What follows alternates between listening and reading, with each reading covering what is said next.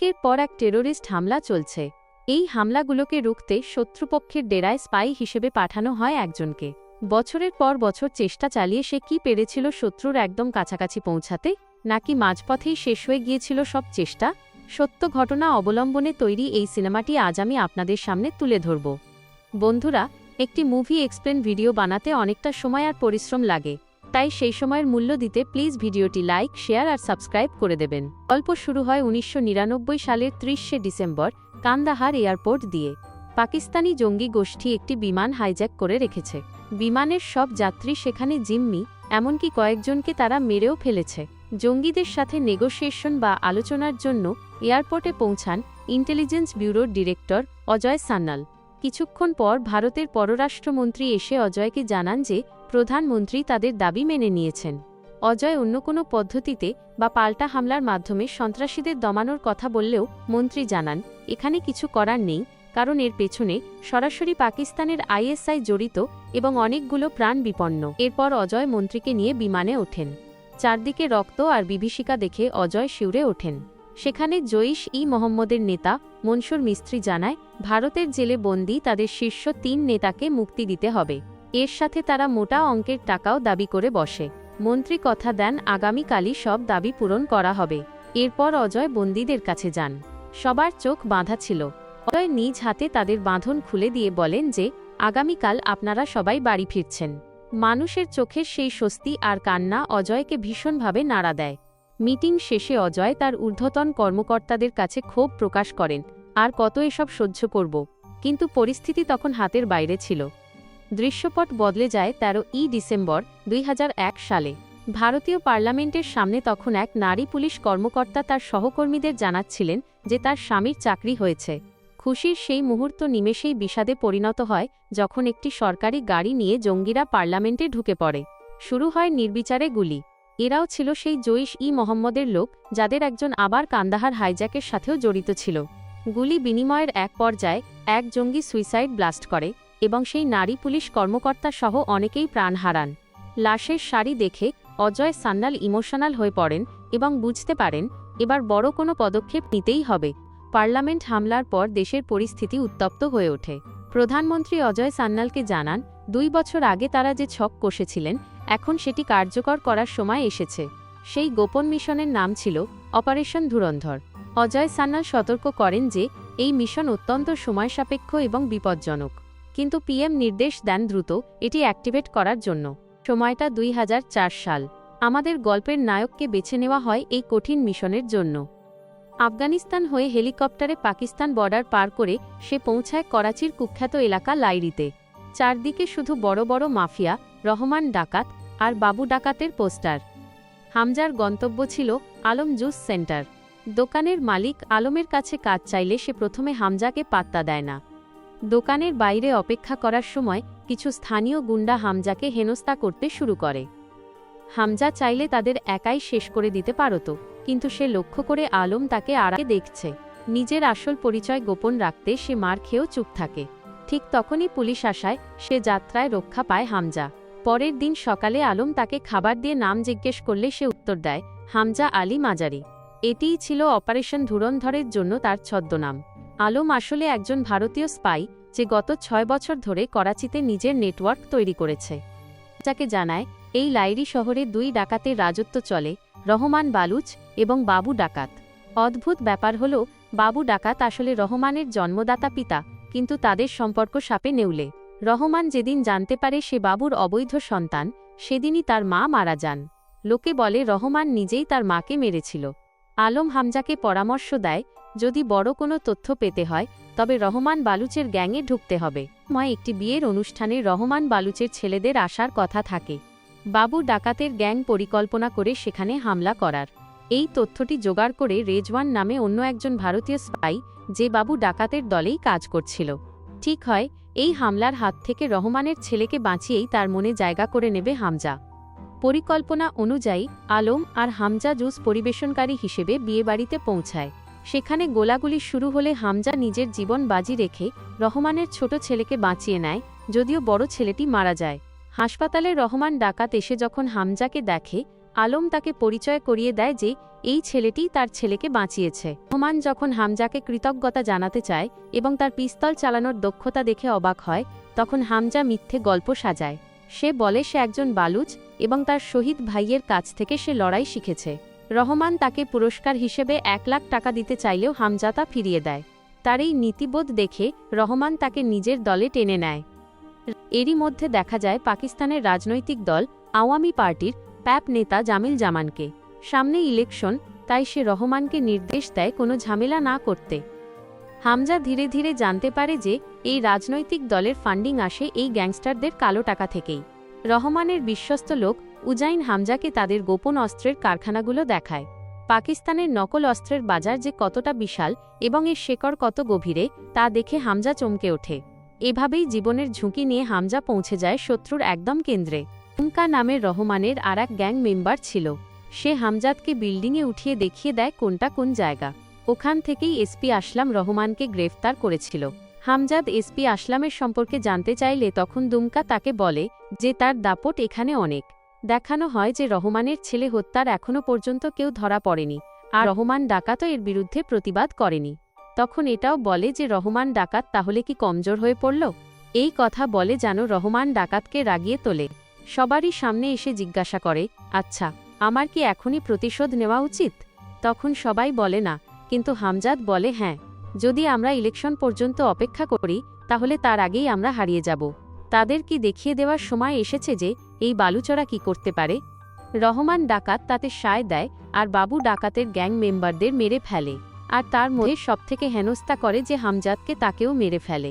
এমনকি বাবু ডাকাতকেও রহমান মেরে ফেলে। তখন হামজাদকে দেখানো হয় যে চোখে মুখে তার খুশির ছাপ, যেমন কাঁটা দিয়ে কাঁটা তোলা হয় সেরকম। রহমান বলে, আমার বিরুদ্ধে যে যাবে তার এই রকম অবস্থা হবে, আর আজকের পর এখানে আমার রাজ চলবে। 2007-এর ইলেকশনে জয়ী হয় জামিল। জামিল জনসমক্ষে ভাষণ দিতে আসে, কিন্তু রহমান সেখানে হাজির হওয়াতে লোকজন যেন তাকেই পাত্তা দিতে থাকে জামিলকে বাদ দিয়ে। জামিল প্রথমে ব্যাপারটা ভালোভাবে না নিলেও ইতস্তত বোধ করে রহমানকে জয়ী হিসেবে দেখায়। ইলেকশন জয়ী ভাষণে উপস্থিত হয় খানিক ব্রাদার্স। তারা জামিলকে টাকা দিয়েছিল এই ইলেকশনটা জেতার জন্য। তখন তারা দুজনে এসে রহমানকে বলে, তোমার যে জনপ্রিয়তা, তুমি লোকের পিছনে কেন লেগে আছো? নিজেই তো ভোটে দাঁড়াতে পারতে আর জিতেও যেতে। খানিক ব্রাদার্সের কথোপকথন শুনে জামিল ভাষণ বাদ দিয়ে তাদের কাছে আসে। রহমান তখন জামিলের কাছে আসে আর জামিলকে বলে, আমি ভাবছি আপনার বিরুদ্ধে ভোটে দাঁড়াবো না, কিন্তু আপনার প্রতিপক্ষ হিসেবে যদি দাঁড়াই আপনার প্রতিপক্ষের ভোট তো কাটতে পারবো। উপরে জামিল খুশি থাকলেও ভেতরে যেন সে জ্বলতে থাকে। জামিলের মেয়ে ইয়ালিনাও সেখানে উপস্থিত থাকে, আর জামিলের মেয়ে ও হামজাদের মধ্যে যোগাযোগ হতে থাকে, যেটা জামিল ও তার স্ত্রী দুজনেই উপলব্ধি করতে পারে। জামিল রেগে গিয়ে তার ফোনটা ফেলে দিয়ে চলে যায়, আর হামজাদ জামিলের মেয়ের ফোনটা নিয়ে সেটাকে পুরো কপি করে নেয়। রহমান উজাইনকে জিজ্ঞাসা করে, খানিক ব্রাদার্সের টাকা কেমন আছে? উজাইন জানায় অনেক ফেক নোটের কারবার করে। শুনছি 500 বা 1000 কোটি টাকার ইন্ডিয়ান নোট ছাপিয়ে ইন্ডিয়া পাঠাবে। আর এটা শুনেই হামজাদ স্তব্ধ হয়ে যায়। হামজাদ জিজ্ঞাসা করে এই টাকাগুলো পাকিস্তান থেকে ইন্ডিয়া যায় কিভাবে? তখন উজাইন বলে প্রথমে বোট দিয়ে যায় নেপালে, আর নেপাল থেকেই ইন্ডিয়াতে। রহমান জিজ্ঞাসা করে হামজাদকে যে তাদের সঙ্গে মেলামেশাটা কি ঠিক হবে? তখন হামজাদ বলে তাদের তো অনেক টাকা, তাদের সঙ্গে হাত মেলালে তাদের বরং লাভ হবে। রহমান আর উজাইন খুশি হয়ে হামজাদকে টাকার ব্যাগ আর মোটর সাইকেলের চাবি দিয়ে মজা করতে বলে। হামজাদ মোটর সাইকেল নিয়ে চলে আসে একটি বারে, আর সেখানে পার্টি করছিল ইয়ালিনারা। হামজাদ প্রথমে ইয়ালিনার গাড়ি নষ্ট করে এবং পুলিশকে খবর দেয় যে বড়লোকের ছেলে মেয়েরা এখানে পার্টি করছে ও নেশা করছে। পুলিশ এলে সবাই পালাতে শুরু করে। ইয়ালিনা গাড়িতে যায়, কিন্তু গাড়ি স্টার্ট হয় না। তখন ইয়ালিনা বাধ্য হয়ে হামজাদের বাইকেই উঠে পড়ে। হামজাদ মোটর সাইকেল নিয়ে ইয়ালিনাকে চাপিয়ে চলে আসে একটি সেফ জোনে, কারণ পুলিশকে কোনোভাবে সে কাটিয়ে উঠেছে। হামজাদের মোটর সাইকেলের তেল ফুরিয়ে যায়। ইয়ালিনা বলে আর হেল্প করতে হবে না বাড়ির সামনে। তারপর ইয়ালিনার সঙ্গে হামজাদ একটু হাঁটতে থাকে। হাঁটার পর তারা পরিচিত হয়, আর ইয়ালিনা বলে, তাহলে আপনি কি পার্টি করেন? আসলে আপনাকে দেখেছিলাম বাবার জনসভাতে। তখন হামজাদ বলে না, সে পার্টি করে না, সে রহমানের হয়ে কাজ করে, তাকেই সমস্তটা হ্যান্ডেল করতে হয় রহমানের। আর তখনই হামজাদ ফোনটা ফেরত দেয় ইয়ালিনাকে। হামজাদ এরপরে ফেক নোটের স্মাগলিংয়ের ইন্টেল পাঠায় আলমের কাছে, আর আলম সেটা নিয়ে অজয় সান্যালকে পাঠিয়ে দেয়। তখন একজনের কাছে অজয় সান্যাল বসে বলে, ইন্ডিয়ান নোটের জিনিসপত্র পাকিস্তান কিভাবে পেলে? আর এখানেই বা কারা নেয়? অন্যজন বলে এটা ইউপিতে আসে, তাহলে সেখানে অনেক ক্রাইমে ব্যবহৃত হয়। অজয় তখন জানায় নিশ্চয়ই এসবে হেল্প কোনো ডিপার্টমেন্টের লোকই করে, অবশ্য তাকেই আগে খুঁজে বার করতে হবে।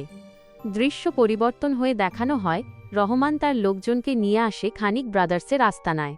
সেখানে ইন্ডিয়ার সমস্ত ফেক নোটগুলোই ছাপা হচ্ছে। রহমানকে নিয়ে খানিক ব্রাদার্স একটা রুমে ঢোকে, সেখানে আরও জঙ্গি গোষ্ঠীর নেতারাও থাকে। মিটিংয়ে ঢুকে মেজর ইকবাল, সেখানে আইএসআই-এর এজেন্ট। সে ঢুকে আর্মসের কিছু লিস্ট দেয় রহমানকে, এটা তাদের লাগবে আর এমনভাবে দিতে হবে যেন তাদের নাম উঠে না আসে। রহমান ডিল করার আগে জানতে চায় এগুলো কোথায় ব্যবহারের জন্য। তখন কোনো একটা জঙ্গি গোষ্ঠী নেতা জানাতে চায় না, তখন ইকবাল বলে, আচ্ছা, নিজেদের মধ্যে লুকোচুরি কিসের? এবার রহমান ডিলটা ফিক্স করে আর এটা বলে যে যারা রহমানের সঙ্গে ডিল করে তারা বিশ্বাসঘাতকতা করতে পারে না, যদি কেউ এটা করে তাহলে আমার হাতে মৃত্যু নিশ্চিত। এটা বলেই রহমান ডাকাত চলে যায়। সবাই চলে গেলে খানিক ব্রাদার্সের একজন ফোন করে জামিলকে আর বলে, রহমান এসেছিল। রহমান তো ইলেকশনে দাঁড়াতেই চায়। তখন জামিল বলে, এবার তো আমার খেয়াল দেখানোর সময় চলে এসেছে। এই পর্যায়ে দেখানো হয় এসপি আসলামকে। সে এসে 3 বালুচকে মেরে ফেলে। সে বালুচদের এক কথায় দেখতে পারে না। আসলামকে কল করে জামিল। হামজাদ রহমানকে বলে, আচ্ছা, ওরা তো বালুচদের স্বাধীনতার বিরুদ্ধে, তাহলে আপনি ওদের সঙ্গে কেন ডিল ফাইনাল করে এলেন? হামজাদের এই কথাগুলো শুনে রেগে যায় রহমান। রহমান হামজাদকে মারতে আসে, উজাইন ব্যাপারটা আটকায়। তারপর হামজাদ আলমের সাথে একটা আলোচনায় বসে 12 জন মুজাহিদ যে করাচি থেকে ইন্ডিয়াতে যাবে জঙ্গি হামলা নিয়ে এই ব্যাপারে। করাচির ব্যাপারটা এভাবে হয় আর একটা ভাবে গুজরাটে, এটাও বুঝতে পারে। এই খবরটা জয়েন্ট ইন্টেলিজেন্সকে খুব দ্রুত জানানো হয়। তারপরেই দেখানো হয় বালুচ ইউনাইটেড ফোর্সের প্রধান সিরানিকে। তার কাছে আসে রহমান। সেখানে নাচ গানের আসর বসে আর তারপরে মেজর ইকবালের আর্মসের লিস্টগুলো ধরিয়ে দেয় তার হাতে টাকার বিনিময়ে। জামিলের বাড়িতে আসে এসপি আসলাম আর জামিল বলে খুব মাথা চাড়া দিয়ে উঠেছে রহমান, তাকে এবার থামাতে হবে। আসলাম সাসপেন্ড আছে গত 7 বছর। জামিল তার সাসপেন্ড উঠিয়ে নিয়ে আবার লহরীতে জয়েন করতে বলে, কিন্তু আসলাম এই জয়েনিং লেটার গ্রহণ করে না। কারণ পুরো লহরী পুলিশ স্টেশনটা রহমানের হাতে, এখানে এসে কিছু করা যাবে না। তখন আসলাম বলে, আমি স্পেশাল ফোর্স গঠন করব আর সেখানে থাকবে শুধু আমার লোকজন। যে একসাথে কথা বলছে এটা দেখে ইয়ালিনা। আসলাম চলে গেলে বাবার কাছ থেকে টাকা নেয় ইয়ালিনা আর হামজাদের সঙ্গে বেরিয়ে পড়ে। এমনকি বিভিন্ন জায়গায় ঘুরে তারা রোমান্স করে। এর মধ্যেই টাস্কফোর্স গঠন করে ফেলে আসলাম। এরপরে ঈদ চলে আসাতে রহমানের বাড়িতে নিমন্ত্রিত হয় জামিল পরিবারও। আর এইদিকে হামজাদ আর ইয়ালিনার প্রেমের সম্পর্ক চলতে থাকে সেই লোকজনের ভিড়েই। এরপরে হামজাদ নিয়ে আসে আলমের জুসের দোকানে ইয়ালিনাকে। সেখানে পেপারে আসলামের ছবি দেখে ইয়ালিনা বলে, একে তো আমি চিনি, এত আমার বাবার কাছে এসেছিল। তারপরে হামজাদ বলে, তাহলে আমাকে জানিও তোমার বাবার সঙ্গে কি কথা হচ্ছে। ইয়ালিনা বলে, লোকটা কি বিপজ্জনক। দৃশ্য পরিবর্তন করে নিয়ে আসা হয় ইন্টেলিজেন্স ব্যুরোর ডাইরেক্ট অজয় সান্যালের দিকে। তাকে অফিসার এসে জানায়, আমাদের এক মিনিস্টারে কারেন্সির র ম্যাটেরিয়ালগুলো সাপ্লাই করে। সেই সাপ্লাই করেছে, সাথে আরও লোকজন আমাদের ডিপার্টমেন্টে নিশ্চয়ই যুক্ত আছে। তারপর ওই দিন চলেই আসে যেদিনকে ইকবাল আর্মসগুলো দেয়ার দিন রহমান দিতেই যাবে, কিন্তু রহমানের ছোট ছেলে অসুস্থ হওয়া পড়াতে হামজাদ উজাইর উপর দায়িত্ব পড়ে। তারা আর্মসগুলো নিয়ে চলে আসে ব্রাদার্সের অফিসে। সেখানে সে হামজাদ দেখতে পায় মুজাহিদরা তার প্রধানের নেতৃত্বে নামাজ পড়ছে। আর্মস পেয়ে খুশি হয় মেজর ইকবাল। এরপরে আর্মসগুলো তুলে দেয়া হয় মুজাহিদদের আর হামজার অবাক হয়ে জিজ্ঞাসা করে আজকে তারা কি অপারেশনে যাবেন। মেজর ইকবাল জানাই হ্যাঁ। আরজার অজাদ বলে এটা তো 3 তারিখ হওয়ার কথা ছিল। মেজর ইকবাল জানাই যে আমাদের এই অপারেশনের কথা লিক হয়ে গেছে, আমাদেরই মধ্যে কোনো এক বিশ্বাসঘাতক ইন্ডিয়ান ইন্টেলিজেন্সকে জানিয়ে দিয়েছে। রাস্তা যাওয়ার পথে রহমানকে আটকে ফেলে এসপি আসলামের লোকজন। রহমান তার সাথে একজনকে জামিলের কাছে গিয়ে দ্রুত জানাতে বলে। রহমান নিজের ছেলেকে বাঁচানোর জন্য এসপি আসলামের কাছে স্যালেন্ডার করে আর এই ব্যাপারটা নিয়ে হাসাহাসি করে এসপি আসলাম। মেজর ইকবাল হামজাদকে দেখায় সেই বিশ্বাসঘাতকটা আসলে কে। ফেরার পথে আমজাদ আর উজাইনকে ফোন করে দুঙ্গা বলে যে এসপি আসলাম রহমানকে ধরে নিয়ে গেছে। এইটা শুনে ফোন করে জামিলকে, জামিল জানো কোনো ব্যাপারটা পাত্তাই দেয় না। পরে হামজাদ বাড়ি এসে কাজের লোককে জিজ্ঞাসা করে ফাজালের খাবারে কি মিশিয়ে আছিস। কাজের লোক সত্য স্বীকার করে না, তাই হামজাদ আরও করা হয়। তাহলে ইয়ালিনা হামজাদকে ঠিক এই সময়তেই ফোন করে। আর ইয়ালিনার ফোনটা ধরা মাত্রই হামজাদকে বলে, তোমার জন্য যে আজকে এনেছি তুমি দেখলেই আমাকে কিস করতে চাইবে। সেটা দেখে তো হামজাদ পুরোই চমকে ওঠে। হামজাদ ওই ভিডিওটা পাঠিয়ে দেয় জামিলকে। জামিল তো দেখে পুরোই অবাক। দেখা যায় জামিল, আসলাম আর পাপ্পু নিয়ে মিটিং হচ্ছে, সেখানেই রহমানকে মারার প্ল্যান করে। আর ইও দেখে চমকে ওঠে জামিল। তখন বলি, যদি রহমান না ফিরে আসে, ইয়ালিনা ফিরে আসবে না। আসলাম এবারে রহমানকে খুব মারে, এবার নিজের নির্জন জায়গায় নিয়ে আসে এনকাউন্টার করার জন্য। ঠিক এই সময় ফোন আসে জামিলের, তার সঙ্গে সঙ্গে রহমানকে মারতে মানা করে। আসলাম তখনও থামে না, এই কথাটাই জামিল তারপর হামজাদকে জানায়। তাই টাস্কফোর্সের কোথায় লোকেশন সেটা জামিলের কাছে জেনে নিয়ে সে সেখানে চলে আসে। তারপরে হামজাদ ওর অফিসারগুলোর ওপর টর্চার করতে থাকি। উনি একটা ভিডিও পাঠায় এসপি আসলাম, তো দেখে অবাক হয়ে যায় আর রহমানকে ছেড়ে দেওয়ার জন্য বলে। তখন হামজাদদের কাছে বা তাদের লোকজনের কাছে চলে আসে। আসলাম তখন ডাক দেয় হামজাদ কি, হামজাদা দ্বিধা ছাড়াই চলে আসে। তারপরে আসলাম বলে, এই খেলা কিন্তু এখনই শেষ হচ্ছে না। তারপরে রহমানের বাড়ির সামনে পরের দিন কি আনন্দ উৎসব হয়, আর রহমান তার সাহসিকতার জন্য হামজাদকে খুব প্রশংসাই করে। তারপরে বলে সে ফোর্সের সম্পর্কে কি করে জানল। তখন হামজাদ জামিলকে বাঁচানোর জন্য বলে জামিলই তাকে জানিয়েছে। আর উজাইন ওইদিকে বলে হামজাদ জামিলের মেয়ে কি পটিয়েছে। তখন রহমান বলে, এটা কি ভালোবাসা না মজা মস্তি। তখন হামজাদ বলে, না, এটা ভালোবাসা। পরের দিন রহমান হামজাদকে নিয়ে খানিক ব্রাদার্সের ডেরায় হাজির হয়।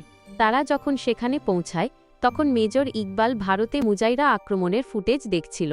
এক ভয়াবহ বৈপরীত্য দেখা দেয় সেখানে। যে অস্ত্রগুলো তাদের হাতে তুলে দেওয়া হয়েছিল সেগুলো দিয়েই হামলা চালানো হয়েছে। এই দৃশ্য দেখে বাকিরা হাসাহাসি করলেও হামজাদ কান্নায় ভেঙে পড়ে। অসহ্য যন্ত্রণা নিয়ে হামজাদ আলমের কাছে গিয়ে প্রশ্ন করে, আমি তো সব তথ্য ইন্টেল দিয়েছিলাম, তাহলে কেন প্রতিরোধ করা হলো না? আলম এইভাবে উত্তর দেয় যে হামজাদের দেওয়া তারিখের সাথে আক্রমণের তারিখের কোনো মিল ছিল না, তাই আগে থেকে ব্যবস্থা নেওয়া সম্ভব হয়নি। হামজাদ ক্ষোভে ফেটে পড়ে বলে, আমি কাউকে ছাড়ব না, সবাইকে মারব।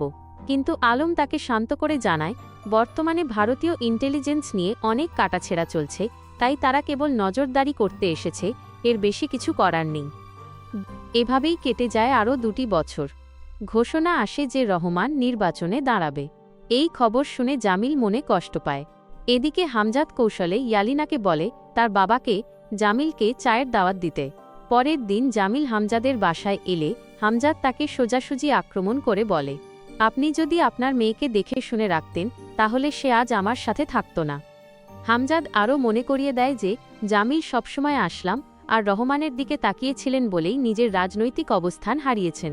সে পরামর্শ দেয় নির্বাচনে এমন কাউকে দাঁড় করানো উচিত যে তার অবাধ্য হবে না, আর সেটা পরিবারের কেউ হলে সবথেকে ভালো। জামিল বুঝতে পারে হামজাদ এখানে নিজের কথাই ইঙ্গিত করছে। ধুমধাম করে হামজাদ ও ইয়ালিনার বিয়ে হয়ে যায়। কিন্তু সে রহমানের শিডিউল বই চেক করে দেখে যে 9 তারিখে রহমানের একটি ওয়াটার সাপ্লাই প্রজেক্ট উদ্বোধন করার কথা। বাসর রাতেও হামজাদের মাথায় ঘোরে প্রতিশোধের নেশা। সেই রাতেই হামজাদ তার গোপন ডায়েরি বের করে যেখানে রহমান ডাকাত এর নাম লেখা ছিল। হামজাদ মনে মনে স্থির করে এই চ্যাপ্টার এবার চিরতরে শেষ করতে হবে। অবশেষে সেই উদ্বোধনের দিনটি ঘনিয়ে আসে। ঠিক সেই সময় বালুচের প্রধান ফোন করে উজাইনকে ডেকে পাঠায় অস্ত্র আর্মস নেওয়ার জন্য। তো আনন্দের সাথে অস্ত্র নিতে চলে যায় এবং রহমানের নিরাপত্তার পুরো দায়িত্ব হামজাদের কাঁধে দিয়ে যায়। উদ্বোধনী অনুষ্ঠান শেষ হয়ে গেলে রহমানকে নিয়ে গাড়িতে ওঠে।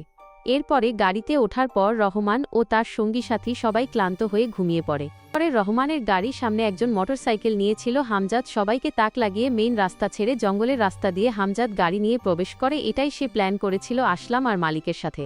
জেগে উঠে রহমান দেখে যে গাড়ি ভিন্ন রাস্তায়। হামজাকে জিজ্ঞাসা করে এই রাস্তায় কেন। হামজা উত্তরে জানায় ওই রাস্তায় জ্যাম ছিল। রহমান ওজারের কথা বলে কিন্তু হামজাদ বলে আপনারাই তো ডেট দিয়েছেন, আর্মস নিতে গেছে। তাও রহমানে খটকা লাগলে রহমান গাড়ি থামাতে বলে। হামজা বরং গাড়ি না থামিয়ে দ্রুত চালাতে থাকে আর তারপরে ধরালো অস্ত্র বের করে রহমান। তারপরে হামজাদ জোর করে আর গাড়ি থেকে বেরিয়ে যায়। তারপরে এসপি আসলামও গাড়ি নিয়ে বেরিয়ে পড়ে। এরপরে দুঙ্গা আরেকজনও মারা যায় না। এই দিকে মোটরসাইকেলের লোকটাও চলে আসে। মোটরসাইকেলের লোকটাকে দেখে রহমান হামজাদের পিছন নিতে বলে। এরপরে জানায় হামজাদ যেন বেঁচে না থাকে। তার মধ্যে এসপি আসলাম সেখানে দলবল নিয়ে চলে আসেন। তারপরে এক থেকে রহমান আর আসলামের লড়াই চলে আর অন্যদিকে হামজাদ রহমান লোকটি লড়াই চলে। তারপরে রহমান গাড়িটাকে সামাতে বলে দুঙ্গা সবার সঙ্গে লড়াই করে, কিন্তু ওদিকে জঙ্গলের মধ্যে রহমান যেতে থাকলে তারপর আসলাম সেই দিকে যায়। দুঙ্গা একাই সবাইকে মারতে থাকলে নিজেই গুলি খেয়ে ঝাঁঝরা হয়ে যায়। তারপরে আসলাম আর হাতাহাতি চলে আর রহমান তো আসলামকে নাস্তানুবাদ করেই ফেলে। সেই সময় আসে হামজাদ। প্রথম দিকে মার খাচ্ছিল হামজার, কিন্তু তারপরও হামজা যখন সেই মনে পড়ে তার আর্মস ডিলের সেই কথাগুলো, তখন সেই তাকে গুলি করে মেরে দেয়, কিন্তু এমনভাবে মারে যাতে হাসপাতাল পর্যন্ত জীবিত থাকে। তারপর নিজেকে সেফ জোনে রাখার জন্য হামজাদ রহমানের লাশটা কি কাঁধে করে কোনো রকম অটোতে চাপিয়ে হসপিটাল নিয়ে আসে, যাতে তাকে কেউ সন্দেহ না করে। যাওয়ার পথে উজাইনকে ফোন করে রহমানের গুলির কথা জানায়। তারপরেই উজাইন আর্মসগুলো না নিয়ে ব্যাকে ফিরে আসে, আর হামজাদ যেন হসপিটালে গিয়ে তাড়াতাড়ি করতে থাকে তাকে বাঁচানোর জন্য, কিন্তু তাতে কোনো লাভ হয় না, রহমান মারাই যায়। তারপর হামজা অভিনয় করে ভেঙে পড়ার আর উজাইন আসলে তাকে ধরে কান্না শুরু করে। তখন নিউজ রিপোর্টারের জানা এবং অটোওয়ালা যে হামজাদ ভাই চেষ্টা করেছিল রহমানকে বাঁচানোর, কিন্তু বাঁচাতে পারেনি। মেজর ইকবাল খবরটা দ্রুত ছড়াতে তার কিছু খবর যায়, তখন খবরটা পেয়ে 15 তারিখের ব্যাপারটা ক্যান্সেল হলো, এটা ভেবে মন খারাপ করতে থাকে।